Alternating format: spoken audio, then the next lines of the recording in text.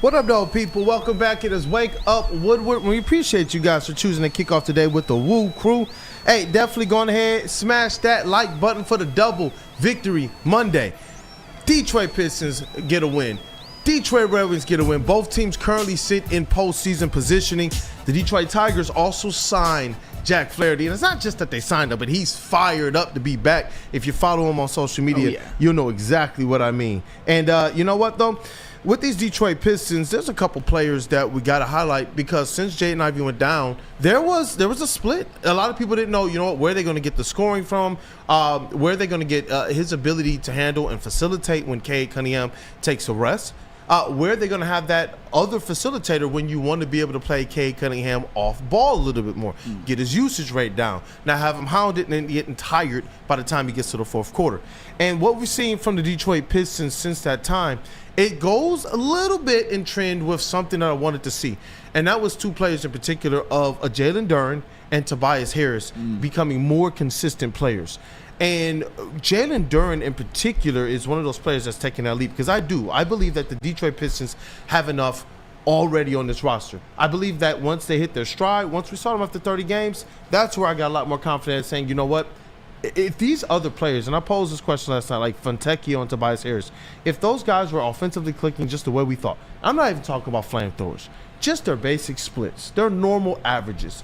What is the ceiling of this Pistons team, especially with Cade Cunningham going just supernova right now as it relates to a number 67 player in the league to now people wondering, should he be in MVP conversations with some people actually putting him there? Shout out to Mark J. Spears, the legendary Mark J. Spears, who actually pondered that question. And so let's get those stats for Jalen Duren, though, because over the last 10 games, this guy has done something that I've wanted to see him do for a while. First and foremost, you got the other one just really, really quickly? Oh, yeah. Yeah, that shows the averages up there. Look at that. The 14.5 points, 12.1 rebounds a game. He's averaging a double-double, not just barely over, a solid double-double. And a lot of these, when you look at the next graphic, and the 2.4 assists is another one we're going to highlight too. But when you look at the next one, if you could throw that other one up there, you'll notice that the trend lately is that he's scoring a lot more and he's rebounding a lot more. That 14 and 12 that we've seen over the last 10 games has been skewed upwards based off of what he's been the last 5.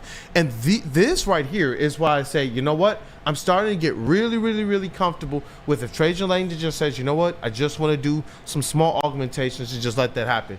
Because what J.B. Bickerstaff and his staff are doing with this team and with these young players and how cohesive they're fitting with the vets is where I'm just like, you know what? Let's just see where it is. So you're almost playing with house money.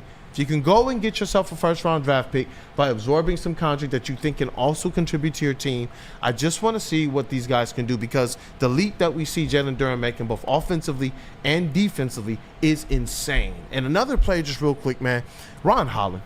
I got to talk about Ron Holland and just the energy he's bringing to the floor every single night.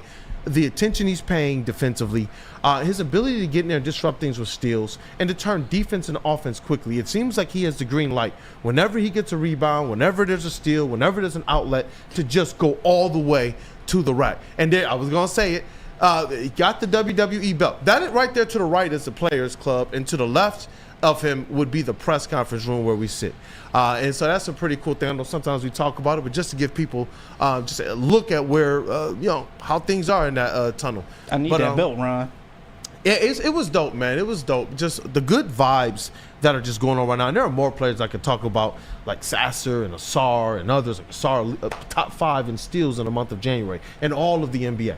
This team's defense, man, has just taken a step forward. And I do believe that Jalen Duren has taken a step at becoming a defensive anchor for this team. And that, to me, is why we're seeing, in addition to other things, why we're seeing the Pistons having this success right now. You mentioned the two players besides Cade that I think are the most noteworthy, and that's Jalen Duren and Ron Holland. But before I get to them, JB, I need to ask you something, just a favor. What's up? I'm not telling you to praise this guy's season. I'm not even telling you that overall he hasn't been a little bit of a disappointment. But can you give Tobias Harris one attaboy, just one for this weekend? Just one. Just one. That's all I ask. No. No. Okay, Come fine. on. But you know what? I will. And I'm not trying to victory lap. I'm just trying to give credit where credit is due. In this two games, 16.5 points per game, 56% field goal percentage, and an absolutely unbelievable 4.5 stocks per game. I get it. This is just 2 games, but they're 2 games in which the Pistons won at home, in which they were coming off of a 3-game losing streak. They needed him. Tobias Harris did his job offensively and was pretty much, in a lot of ways, a menace defensively as well. And speaking of a menace defensively, as I said, I was at these games. Ron Holland, when he would have those stretches, it just made the whole Little Caesars Arena come alive because he was just so important in these 2 games and so pivotal for certain stretches. And Ron Holland put together a stat line, at least a stat, that is probably the most mind-boggling of the weekend for Pistons basketball that wasn't made by Cade Cunningham. Ron Holland in these 2 games had 7 steals in 29 minutes. That man plays very limited minutes, but had 7 steals in 29 of them. And there were a couple of very important stretches. I remember the Mavs game. Do you guys remember when the Pistons looked like they had control of the game for a while, but in the beginning of the 4th quarter with Cade Cunningham out of the game, the Mavericks had cut the lead to 2, and they had the ball. It was Ron Holland that ripped the ball away from Dante Exum, got the dunk, extended the lead to 4, and then intercepted a Dante Exum pass, which then eventually led, after a foul, to a Tobias Harris bucket to extend the lead to 6. And we all know they ended up winning that game by, I believe, 17. Ron Holland really stopped the bleeding and really sparked a run for the Pistons. But it was also in the Bulls game. We all remember this stretch. It was one in which I think at the end of it, Little Caesars Arena was the loudest I saw it all night. The Pistons were up 43-41. Ron Holland steals the inbound pass, finds a wide open Cade Cunningham for a 3, and then rips the ball from Kobe White, dives on the floor, grabs it, passes it ahead to Cade Cunningham, streaks down the floor. Cade finds him for a layup, and then on the ensuing inbound pass, Ron Holland forces a Kobe White turnover. So 43-41 turned into 48-41 with the Pistons getting the ball. And that was all Ron Holland, a guy who, by the way, I never once doubted. Don't let footage from the draft night sway you from the fact that I never doubted him. But the point is, credit where credit is due. Ron Holland was excellent defensively for the Pistons in the last 2 games. Because of the shooting fit, naturally. Who knew that they were going to go into the offseason and fill that void with veterans? And I would rather reliable shooters be veterans than to take that swing with a young player. And what they did with Ron Holland, because he was number 9 on our draft big board, and the number 4 overall player that I thought the Pistons would select, it was because of those things. And even on that draft, so we pondered it. If all that we had to wait for was his 3-point shooting, everything else across the board, it just met the mark. His ability to finish at the rim, his ability to dive into the middles, to dive at the elbows, his ability to facilitate, his ability to play volume. If you guys, that footage is there. His ability to really do anything, because he was hitting over 50% of his shots inside the arc. Everything else inside the arc. And that, to me, is what stood out. And then when we got to talk to him this summer, got to talk to him a couple times at the press conference, practices, as well as at the basketball camps this offseason. And the number one thing he's been consistent about, will translate, was his defense. Now, look, we hear that sometimes. We hear that a lot. Oh, yeah, I'm going to hustle, I'm going to have energy, I'm going to have defense. But it's a different thing when a guy is literally staring you in the octic stems of your soul and telling you, like, no, defense. And it's like, you know what? No, he means that. It's the same vibes you get when J.B. Bickerstaff is talking to you. You believe exactly what he's saying, and he means it. And to see him go out there and to see that defense is already NBA level, he and Asar are going to be I foresee a future where they are starting together, especially with Ron Holland, who, if you look at his last 5-10 games, you'll notice somebody's up over 30% shooting from beyond the arc.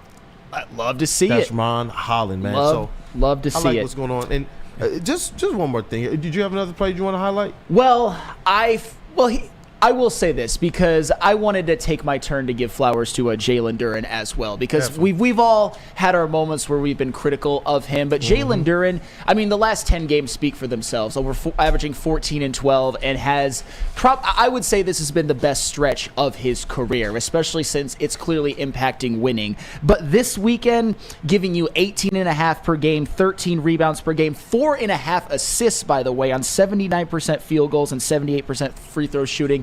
Jalen Duren was excellent this weekend, and he was particularly excellent to me in the game against the Bulls because he basically did everything that you want this stage Jalen Duren to do in terms of impacting the game. I mean, in transition, he was running the floor. He was getting rewarded as a trailer. He was getting rewarded with a Cade Cunningham lob, and he also was getting rewarded from Malik Beasley as a trailer as well. We all saw him also. He backed down Nikola Vucevic, forced a egregious Vucevic flop, which wasn't called, dunked that one. You saw him on a pick and roll lob, a lob in which Vucevic helped off of him to double Cade, and Duren was there to finish it as well. Just at the rim, hustling, being engaged, playing defense, just getting points when he can within the flow of the offense, even though nothing is really called for him. At this stage of his career, that's what we need Jalen Duren to do, and it's no coincidence that in my opinion, best 2-game stretch of the year, the Pistons are 2-0. Yep. And I see, as I'm looking at their outlook, they have an opportunity to really, really, really climb up the ranks right now. It's a part of their schedule where some teams that they've already beaten, some teams that if they are kind of the team that they're starting to trend to be, you go out there and you win more than you lose as you head into this all-star break. And then you let your players get healthy, because this was one of the most intriguing things that JB Bickerstaff said to me in the answer to the question and during the press conference was the consistency that the guys are getting and that they're settling in now. That's what I like to hear, because you talk about the chemistry for years, especially when these superstar teams would get put together. And even when we were younger, when it was just, new players shifting around, what will we always hear? It's going to take these guys at least half a season to get their chemistry together. We continue to hear that. But now all of a sudden the Pistons, who are coming off 2 of their 3 most historically bad seasons, they don't need a little time to get things together. So now we're starting to see them hit their stride. They're week 5 or 6, as Dan Campbell called it for the Lions offense. We're seeing them hit their stride. We're seeing Cade become we're just seeing him become. And it's an amazing thing to see at this time, because it's the right mix, it's the right combination, and that's where, with this trade deadline approaching an all-star game, you just want Trajan Langdon to do the right thing by the recipe in that room, more so than anything. I know we can look at paper and say what players we would probably want, but there's just a different vibe and a different mojo amongst this team that when you're a part of a real team like Woo Crew, you kind of understand it, man. You see it from afar. But man, you know what? Shout out, because I was, you know what? Well, I'll just tell the people, man. Cade Cunningham's first All-Star game. Yep. Woodward Sports' first All-Star game, man. So your boy Kool-Aid will be there. I will be there. And we got some streams that we're going to be setting up. Some people that we're going to be trying to meet with and interview and all of that type of stuff. Shout out to the NBA. Shout out to the Pistons organization. Shout out to Woodward Sports. Shout out to Wake Up Woodward. Shout out to the platform, because it's you all, chat family, and the relationship that we have, the support that you guys throw behind us, and the success of Woodward Sports through all of the noise. And my brothers still helping me keep this Woodward Pistons thing alive. That's contributed to this, man. To this point, this is a huge honor, but I know that belongs to everybody here. And so I definitely want to make sure that, at least with these super chats, man, we got plans of getting down to Vegas soon for Summer League this summer. And you know what? It could be to get Woo Crew to Vegas Summer League. Super chats. Like, we need that. We need to make it happen. There's a media lounge out there, and we all deserve it, man. You guys have supported aptly, and grateful for you guys. Yep. And just another side note, I've never been to Vegas, so get me there. Yeah, I got a feeling it's going to be like the Hangover for Flannel in Vegas. Man. I mean, we'll see. We have to go. We got to get there. We've been talking about this. Now. I want to go. That was the one thing. It was like I was pumped up. I hit you guys up. It was Sabbath, man, and I saw the email come through. I'm supposed to be, church and family stuff. Oh my gosh, I was fist pumping, dog. I text you guys like, dog, like it's there. Yeah. And shout out, because these things happen because of the success of the team. If there's no Cade there, the chances of us even being able to go is very, very, very, very minuscule. So this is something that I'm still fist pumping on the inside, man, and I can't wait. But be out there in the Bay amongst that. But the first thought after that was, gosh, I want to be there with my guys. And that's where I'm like, we got to make Vegas happen. I know we've been talking about it for a year. This summer, we got to make that happen. Let's do it. Family, y'all can help it. Hey, you guys can help. But do you know what else can help? Just Woodward Sports in general. Buying some merch. Merch? I can't believe we got merch out here right now. Head over to woodwardsports.com. Click on that shop tab. We need some new Cade ideas. Kool-Aid, I'm looking at you, man, because we need some ideas coming out. We got the LFG Red Wings sweater, t-shirts as well, too. And you can't forget about the Woodward Tigers. Trust me, some Tigers talk is coming up, so don't worry. But head over to woodwardsports.com. Click on that shop tab. New designs for you every single week. Go get swagged out.